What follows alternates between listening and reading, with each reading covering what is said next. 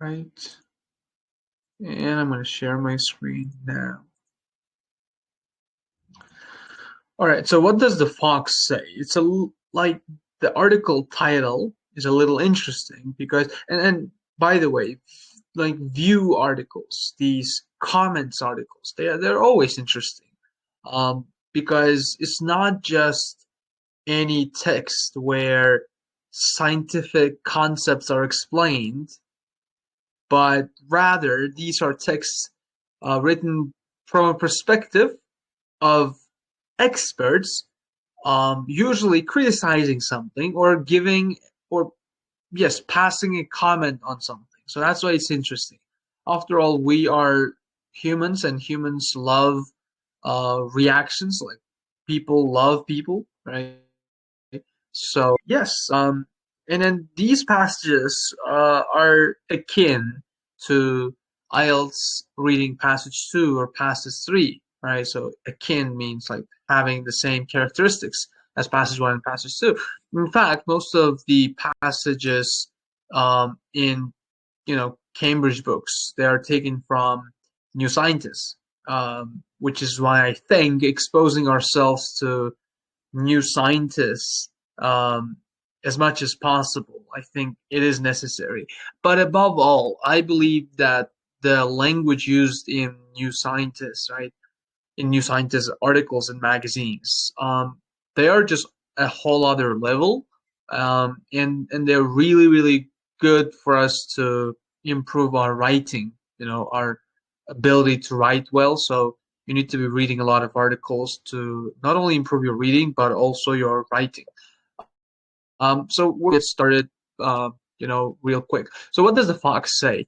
We used to think synanthropic animals like foxes started living alongside us around 10,000 years ago, but it could have been much earlier. It could have been is like a guess, right? So when you use this, model verb, whatever it is called, like however it's called, to you know say a sentence or to express an opinion which is not that strong could have been much earlier, right?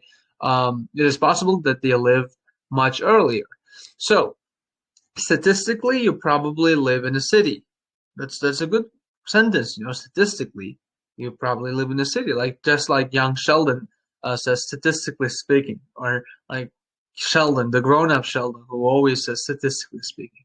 Around 55% of humans do, and in high income country where New Scientist has most of its audience, right? So where I want you to pay attention to where high income countries, right? Where New Scientist has most of its audience, the figures are even higher. So there, and I want you to pay attention to the usage of do here. I want you to just think about what it refers to. So I hope you had enough time to process that. So here, do means live, right? So you probably live in a city, and around 55% of humans live in a city. Instead of repeating just that, um, you know, brilliant the writer is, he is, like using referencing, which is an important writing tool, if you ask me. And in high income countries, right, where New Scientist has most of its audience, the figures are even higher. So I want you to also, take notice of the progression of this small paragraph. So it's like it starts with a simple claim, a general claim, in fact, with no statistics. And then the second sentence becomes a bit more specific.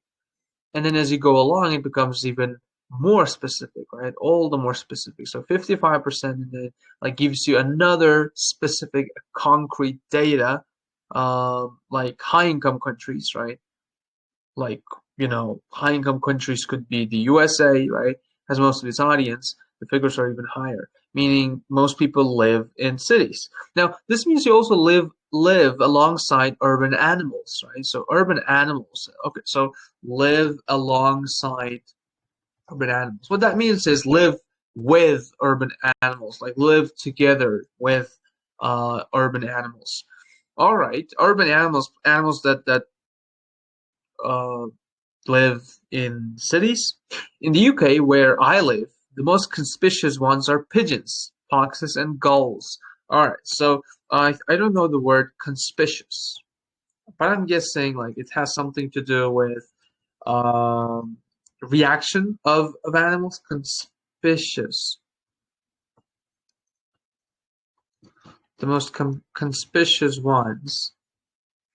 Very noticeable. Oh, or attracting attention, often in a way that is not wanted. All right. So in China, her blonde hair was conspicuous. This is an interesting thing, right? So, for example, if you are from Uzbekistan and then like go to I don't know like that. Let me see. So when you wear something that everybody you know that catches everybody's attention, that's when you're conspicuous, right? So and you don't want that, right? So it's usually often you don't want that. So he tried not to look conspicuous and moved slowly along the back of the room. So for example, when you enter a classroom in the middle of a lesson, obviously you're going to look conspicuous. So in order not to look conspicuous, you're not going to interrupt the lesson, but instead go to the back of the room, right? So all right, so the most conspicuous ones are pigeons. And look, I don't want to just write this word down alone. I want to have another word next to it that I can associate it with. Um, because when you do that, um, you will be you will be better able to remember the word later on when you want to use it. Because then your brain will be like, okay, so I once heard the word conspicuous used, and it was used when talking about pigeons and what foxes and gulls. So what are they? Oh, they're conspicuous. They attract attention, right? So live the most conspicuous. All right, these species have adapted to life alongside us. All right, often by eating the food we throw away. All right, that I think that's pretty clear cut. Animals such as urban foxes that live alongside us and benefit from doing so. Again, referencing if there's anything I want you to take away from this article, it would be this referencing. This article is just packed full of referencing, which is an important feature of writing that I want you to learn. I think I'll put a link down below to a few articles where you'll learn just that. Um, but from a perspective of a test taker in in the reading test, that can definitely pose you problems, right? Because you definitely need to be on enough level for you to pick up such referencing words, right? So, for example, doing so refers back to living, right? So, and they benefit from living alongside us. Again, writing is all about efficiency, everyone. It's not about repeating the same word or writing overly long sentences. No, it's never been about that. Yes, we can see some I think authors from history who were known for their long-winded novels, but believe me, efficiency is the key. You want to read your sentences when you write an essay, for example. You want to read your sentences again and again and again until you feel like you can't make it any shorter. It's all about making your essay shorter, but of course not really losing the meaning. If you're able to convey a particular meaning with very few words, that's a win compared to, let's say, writing hundreds of words but having no meaning, right? In that case, in the latter case, your essay will be nothing but a word of salad, right? I think a salad of words. Yes, I think that's the right phrase. So to do that, to that end, to make our writing more efficient, what we do is we use referencing. It's just one thing out of many things we do. And if you remember from our last article analysis, we also use semicolon or colon to make our writing more efficient, where we allow ourselves to write fewer words than we otherwise would have, depending or using a colon, right? Instead of just saying which is, we just use a colon or an M dash. So yeah, M dash. I think M dashes are just so universal. I think they're so flexible. So if there's any punctuation mark that you should learn completely, that you should learn, that you should really, know everything about, it is M dashes. All right. So if you know M dashes, then no problem. You can do anything you want. So it's like your superpower in writing, just like you have a superpower in games and online games, right? So we get to push that button, and then some sort of special power appears, and then you get to defeat your opponent right then and there. It's, it's easy. In the same way, M dashes are, I think, your tools. You need to tools that you need to be able to use. So, all right, so are called synanthropes. They aren't domesticated like dogs or cows, but they're adapted to a human-centric lifestyle. I think that's a good one. Adapted to a human-centric. A human-centric life is a life that is centered on humans, not on the wildlife, such as cities, right? And you can find this sort of lifestyle in cities. Some urban foxes have skull shapes, right, that differ from country dwellers. So a country, right, a country. Oh, sorry, a country is a village-looking place, right? So it's like country dwellers. That's a good one. No, so urban foxes versus um. Oh my. Okay, so versus what is it?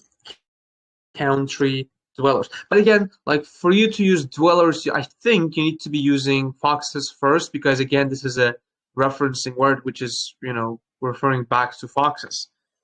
And more closely matched domesticated dogs. All right, so what that means is urban foxes skull shapes differ from country dwellers and more closely matched domesticated dogs, right? So they're more like dogs. They look more like dogs than, real foxes. Other examples include rats and trash pandas. Sorry, I mean raccoons. Oh my. I really love the usage of M dashes again. Like I told you, they're so versatile. So here, this is used in a different way. You would normally use an M dash to sort of like give extra information, but here it's like used as a in order to break or in order to kind of how do you say that, like you're using it to just add something extra, like an emotion, like an opinion, right? So, like, sorry, I mean raccoons. In these cases, you can use an M dash, right? So it's like maybe like you said something, and then for the lack of a better word, you do this and that. Like is used, an M dash is used to give a comment on the last word, right? So it's like you're kind of using it as a um, what's the word? As a tone breaker. Is that even a word? Like to break it and then like give another or give a relevant something, right? All right. So like the author is trying to refer to trash pandas as raccoons. So it's like everybody calls them trash pandas, but then like he has he felt like, all right, so I gotta correct this, and then this is a real example of high level writing. If you're able to do that, you're just gonna impress your readers so much. It is generally thought that synanthropy, I gotta learn to pronounce this word. Synanthropy began with the agricultural revolution around 10,000 years ago. All right, so I think here, like some of the phrases are, worthy of being noted down. So it's like it is generally thought that. All right, so it's like you can use this as an opener in your essays. That is when people started settling down in the same place instead of moving around, and crucially when they started storing large quantities of food and accumulating rubbish. So what they're saying is, it is likely that synanthropy, which is animals becoming urbanized, have started, begin with the agricultural revolution 10,000 years ago. And that was the time when people started to live in one place instead of moving around. And more importantly, that was the time when people started storing a lot of food, and they started, gathering rubbish. Accumulating basically means gather, so I hope that makes sense. And I want you to pay attention to the punctuation here, and crucially, right? It's like something something. So I guess, all right. However, it now looks like synanthropy or synanthropy may go back several tens of thousands of years, and other hominins like Neanderthals might have had their own synanthropic companions. Oh, that's good. It now looks like something may go back several, something years, right? So, like, if something goes several years, if something dates back several years, it means it's from that, age. Um, and here, might have had. I want you to really understand this. Had their own, synanthropic companions. Companions are like friends. Very little research has explored the idea of synanthropic. Oh my God, this is difficult. I probably gotta check this. So, all right. So, synanthropic. How do you pronounce that? This is a new word. Synanthropic. All right. I guess synanthropic. Yeah, synanthropic. All right. It's easy. Um, all right. Very little research has explored the idea of synanthropic animals before the rise of agriculture. It's great. Again, it's all great. Little research. So there's a difference between a little and then little without an article. And this is an example of the latter without an article. Research has explored the idea of something, meaning not much research has explored this idea, right? So it means more research needs to be conducted, right? You see, this is when IELTS reading becomes a little tricky, and they specifically give you true, false, not given questions from such parts of the article where it's a little difficult for you to understand, especially if it's passage 3. So in passage 3, they'll be like, not enough research has been done, or more more research needs to be done on this something, right? But the passage says very little research has been done. So what would be your answer? True? Actually, yes, no, not given. You might be led to think that it's not given, but in reality, it's yes, because this is basically a paraphrase, and because this is an opinion-based passage, this is, you need to kind of really infer, right? And then, like, when the passage doesn't exactly state the correct answer, unlike part 1 and part 2 of the reading test. Anyways, let's move on. The idea of synanthropic animals before the rise of agriculture. That's good, the rise of something, meaning before it became, popular. So what follows is tentative. All right, so, like, I guess this is really good, So what follows is tentative. I think tentative means speculative, like predictive. I'm not sure, like tentative. Oh my God, like tentative? How do you pronounce it? Tentative. Okay. How do you spell that? Sorry. Tentative. Not certain or agreed. Said or done in a careful but uncertain way because you don't know if you're right. Okay, so you just kind of say that word carefully, but you're not really certain, right? I made tentative plans. So if you make tentative plans, it means the plans are not certain, are not solid. So there's a chance they may change. All right. So it's pretty much the same with this one. So what follows is tentative, meaning it's just said lightly, but it shouldn't really be, taken seriously. It is based largely on the work of Chris. All right, that's a good phrase as well. It is based largely asoslangan, asoslangan on the work of something. Who published a review in April summarizing what is known. What is known. Okay. Uh, guys, it's all about identifying the subject and the verb of the sentence, and then everything becomes easy to understand, really. But even then, you shouldn't really be actively making active efforts, to really see the, like, kind of like say this is subject and a verb, assign them to different, you know, what is it, grammatical terms. No, just say that this is the important word, this is another important word. So if I need these two or three words to make sense of this sentence, so we should do it basically that. Bowman says archaeologists have assumed for decades that animals couldn't form synanthropic associations. Uh, what with valued the animal's presence, or oh my god, like I think I got ahead of myself. Hunter-gatherer community. So okay, so what they're saying is synanthropic is like a friendly, way, I think, like coexisting, existing together, like all right. So the animals couldn't form. Okay, so think couldn't form. Using the usages with form and association, synanthropic uh, associations. Why is it showing synanthropic? I think it hasn't really been recorded. Okay, so it's a fairly new word. Associations.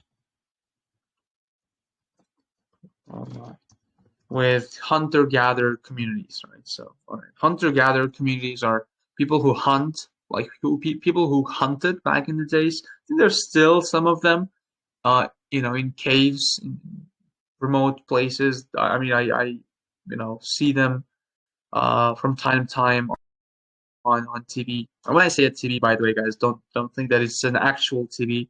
When I say TV, it's basically YouTube, Netflix, things of that sort. Without permanent settlements, with waste food and refuse heaps, how would synanthropic animals support themselves? Okay, permanent settlements.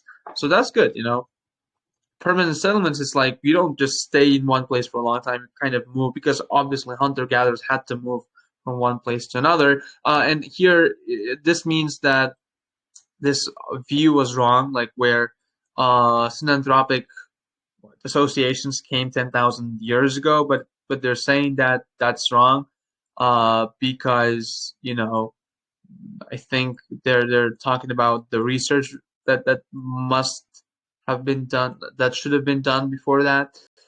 So that's actually, like, that makes sense, right? So how is it possible that they, basically survived in that fast-paced age? Obviously not a fast-paced age, but like a nomadic, in nomadic conditions. Nomadic means where you move around a lot.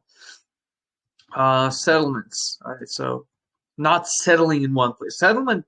The word settle is also an important one. The one that you need to know. The one that appears in English quite often.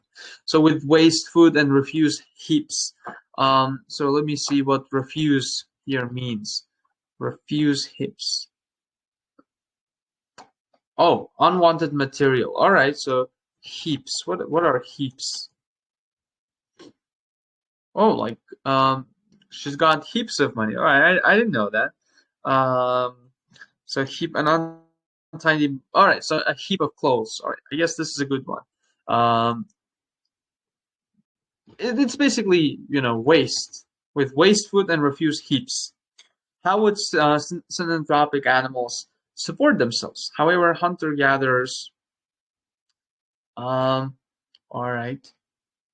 Hunter gatherers. What is it? Okay. However, hunter gatherers on the go could provide a niche for animals if they provide enough waste. Oh, okay. This is interesting. Hunter gatherers on the go. What that means is, who are always moving. Could provide a niche for animals if they produced enough waste. And niche is like something,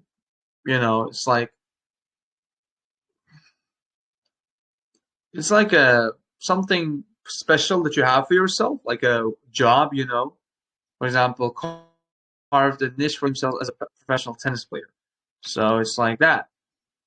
So like they provide a niche for animals, like that special thing job that they did. If they provide enough waste, produce enough waste.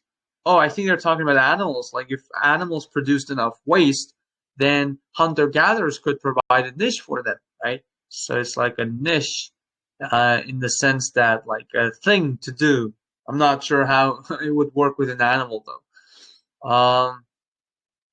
In a 2022 paper, Baumann showed foxes in southwest Germany began eating a more restricted diet dominated by reindeer around 42,000 years ago, not long after modern humans arrived in the area. Again, yes, this is extra information that is kind of, commenting on the last piece of information.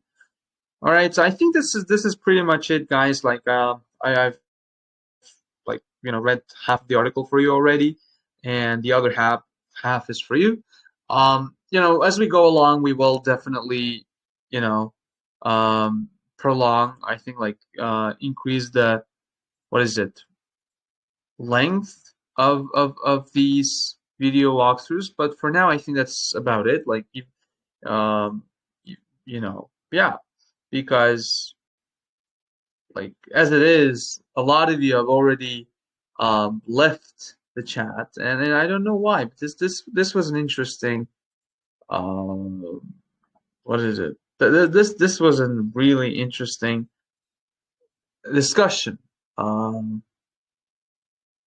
yeah, it's always this way though. I don't understand when you provide people with the most useful thing ever, but if it's not really um,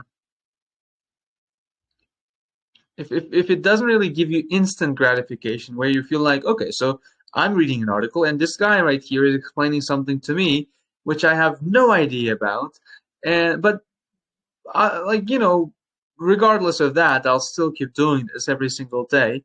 um but yeah, I'm gonna only do it for about 30 minutes and then leave the rest for you, every single time. And this is how I read an article, and um I think it's pretty useful, not only for your writing but also your reading, right? I mean, I got it upside down. I think I got it, yeah, wrong. So that's how it's gonna go. I'll try to do it every single day. So yeah, that's it. If you have any questions, just let me know. It looks like Rahim has a question. If I obviously did not get your Hello, hello. name wrong. So,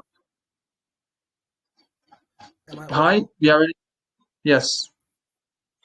I was just going to add something. I don't think when it says they produced enough waste, I don't think it's animals. I think it's about hunter-gatherers because they were on the move, and at least they could have some waste for animals. I think that's what it means. All right, let me see. How are hunter-gatherers on the go could provide a niche for animals if they produced enough waste?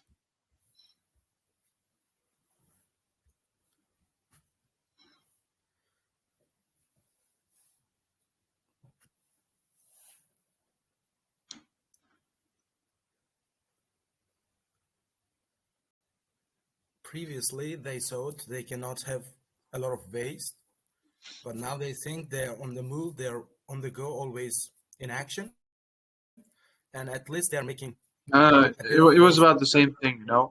Like Bauman says, archaeologists have assumed for decades that animals couldn't form synanthropic associations with hunter-gatherers, and without permanent settlements with settlements, without permanent settlements with. Mm, all right, so they're saying like the settlements were with, the settlements were with, what is it? waste food, right? So they if they didn't have enough waste food and then refuse heaps, how is it about? All right, so however, hunter-gatherers on the go could provide a niche for animals if they produced enough waste.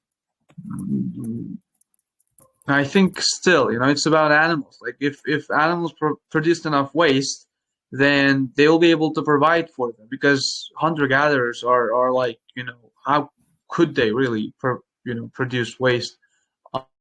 Um, I think like by they're referring to animals because in the previous paragraph they're talking about how you know we, without settlements with waste food and refuse heaps, right? So how could they do that? But if they had enough waste, if it's not about the hunter gatherers because if hunter gatherers are always on the go, they have the same amount of waste. Obviously, it's not about them. It's about the animals. If the animals have enough waste, they can provide for them. But if not, they can't. It's not the other way around. Well, if by they mean animals, then I don't get the meaning of the sentence. What does it even mean? Well, it means In Uzbek, um, let's say. well, I don't know what it really means in Uzbek. I don't really translate things to Uzbek. I Yeah, just I don't either, but in this case, but I if you can't. do that, it becomes very irrelevant. Like I think it's okay if you don't understand this because it's a little scientific, and to understand that you need to understand the relationship between waste food and the survival of animals. Let's just look this up real quick. So the survival animals in relationship to waste. Oh, you see, like animals use waste to survive. Okay, they do. And what does it mean? Hunter-gatherers on the go could provide a niche for animals. What are they Uh, providing? that's what I did not understand. You see, and again, this you don't have to understand every single word. We need to be analyzing articles to learn the language and not these specific intricacies. But since you asked, let me just make it clearer. So usually, like a niche, like I said, um, when the suture provides a niche for ah, so niche. It looks like it's this word can be used in the context of biology. So let me see. See, this is Can what we I'm use saying this? because it's Okay, go on. yeah. Go on. Can we use this word to mean something small? I don't know why, but the word small comes to my mind every time I see niche. No, it's not really you know Let me something see. small.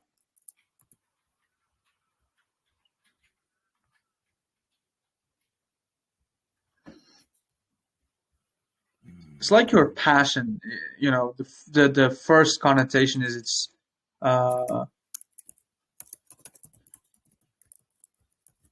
so it's like Yeah, it's you very know difficult sus to explain it. it's a sustenance, sustenance.